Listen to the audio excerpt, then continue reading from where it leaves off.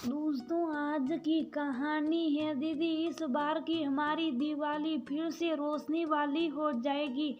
दोस्तों, कहानी शुरू करने से पहले अगर आपने चैनल को सब्सक्राइब नहीं किया हो तो कर लीजिए ताकि आपके पास पहुंच सके हर नया वीडियो।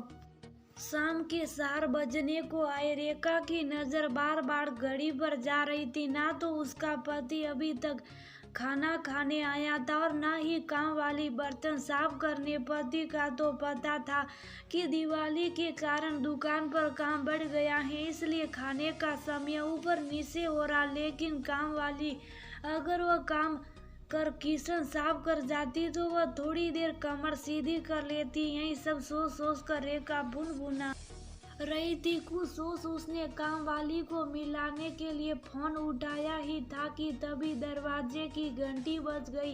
रेखा ने उठ जल्दी से दरवाजा खोला। सामने उसकी काम वाली आशा खड़ी थी। उसे देख उसकी सांस में सांस आई। उसके अंदर आते ही रेखा ने देरी से आने का कारण पूछा तो वह थोड़ा झिझकते हुए बोली, दीदी इस बार दिवाली पर बेचने के लिए मेरा आदमी दिए मोमबत्तियां और कुछ सजावटी सामान लेकर आया। उसी को पटरी पर लगवाने लग गई थी, इसलिए थोड़ी देर हो गई तो फोन तो कर देती।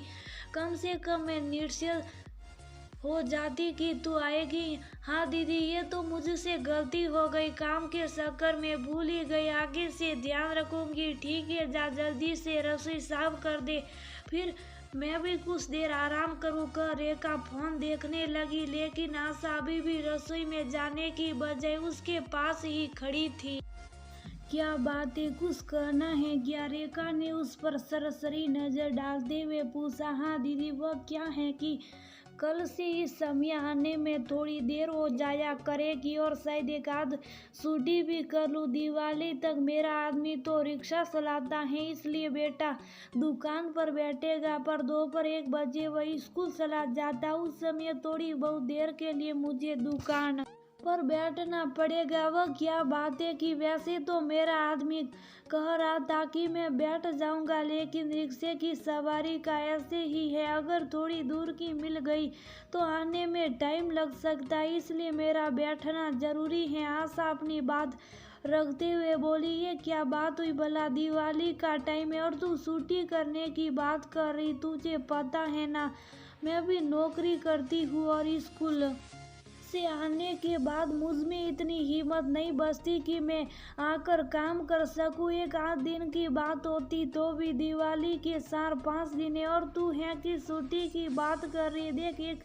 आध दिन में एडजस्ट कर सकती हूँ, इससे ज्यादा नहीं। रेखा थोड़ी नाराज होती हुई बोली, दीदी इतने सालों से आपके यहाँ काम कर रही हूँ, कभी जरूरत के टाइम के ही छुट्टी ली है? आपको तो पता ही है कि 2 साल महामारी में भूखों मरने की नौबत आ गई थी। आदमी का ऑटो बिक गया, किस्तों पर रिक्शा खरीदा, उसी की किस्त चुकानी है। अगर मैं आती हूँ तो बेटे की पढ़ाई का हर्जाना होगा, इसलिए आपसे कह रही थी। देख आशा, एक ही बात को मैं बार बार नहीं कह सकती। मैंने कहा ना एक आध दिन।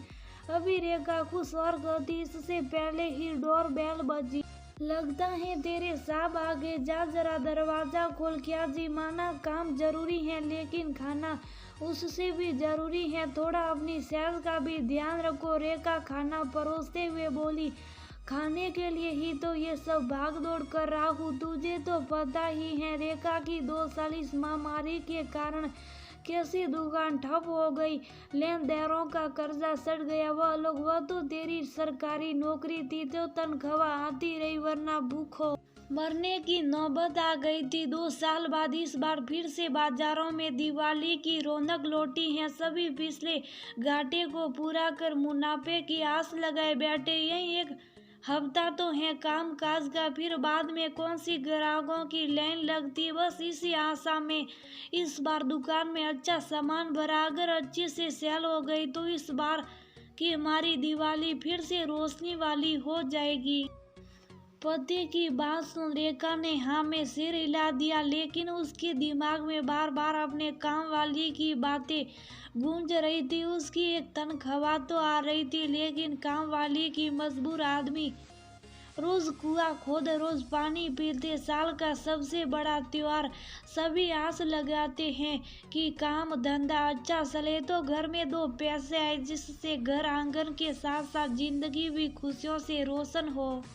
और उसने आशा की बात समझने की बजाय उसे झिड़क दिया, दीदी काम हो गया, मैं चलूं।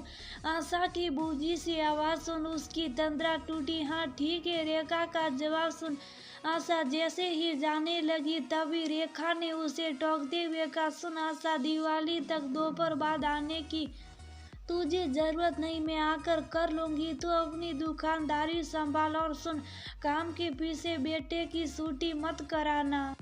उसे पढ़ने दे, मुझे पूरा विश्वास है कि दिवाली की रोशनी के समान उसकी शिक्षा का प्रकाश एक दिन तो सबके जीवन को स्थायी रूप से प्रकाशमान कर देगा। रेखा की बात सुन आशा की आंखें भर आई और सिर कृतज्ञता से झुक गया।